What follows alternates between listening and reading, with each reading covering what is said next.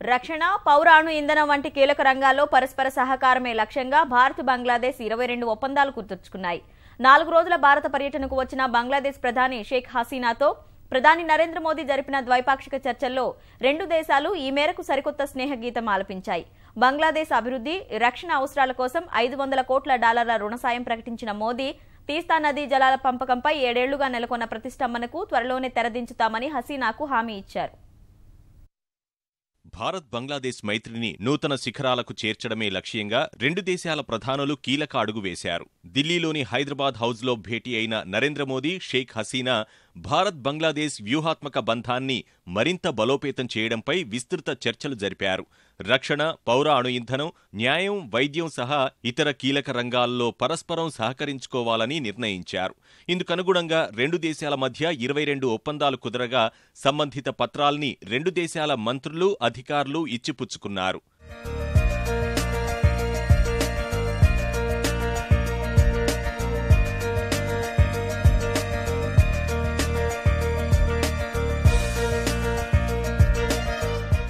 భారత్ బంగ్లాదేశ్ మధ్య అనుసంధానతను మరింత పెంచే లక్ష్యంతో కొత్తగా రైలు, బస్సు సేవల్ని ఇద్దరు ప్రధానులు ప్రయోగాత్మకంగా ప్రారంభించారు.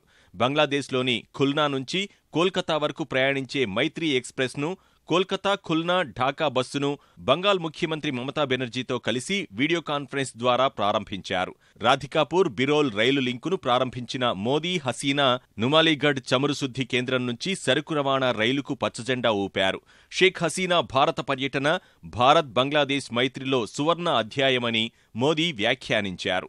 బంగ్లాదేశ్ అభివృద్ధి యాత్రలో భారత్ ఎల్లప్పుడూ అండగా ఉంటుందని హామీ ఇచ్చారు. We are a long-standing and trusted development partner of Bangladesh. India and Bangladesh are also determined that the fruits of our cooperation must benefit our people.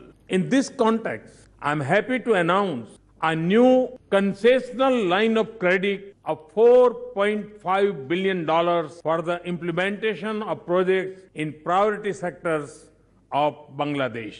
This brings our resources allocation for Bangladesh to more than $8 billion over the past 6 years.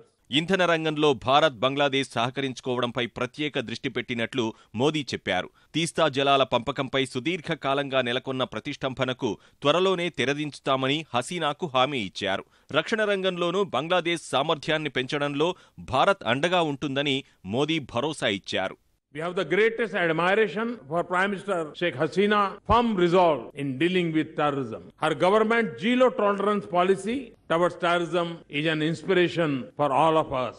We agreed that peace, security and development for our people and for the region will remain central to our engagement. Today, we have also taken a long overdue step by signing an agreement on close cooperation between our armed forces.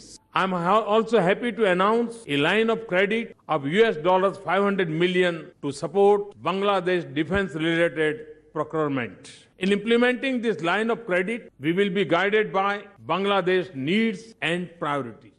Bharat Bangladesh బంధం మరింత బలపడుతుందని బంగ్లాదేశ్ ప్రధాని విశ్వాసం వ్యక్తం చేశారు. We discussed the issues of water resources management, including sharing of water of common rivers, including Tista. I sincerely believe that we shall be able to get India's support in resolving these issues expeditiously. అంతకుముందు బంగ్లాదేశ్ ప్రధానికి ఘనస్వాగతం లభించింది.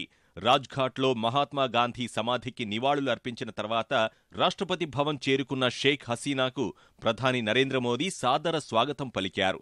అనంతరం భారతీయ సైనికుల నుంచి ఆమె గౌరవ వందనం స్వీకరించారు. ఆ తర్వాత మోదీ మంత్రివర్గ సహచరుల్ని హసీనాకు పరిచయం చేశారు.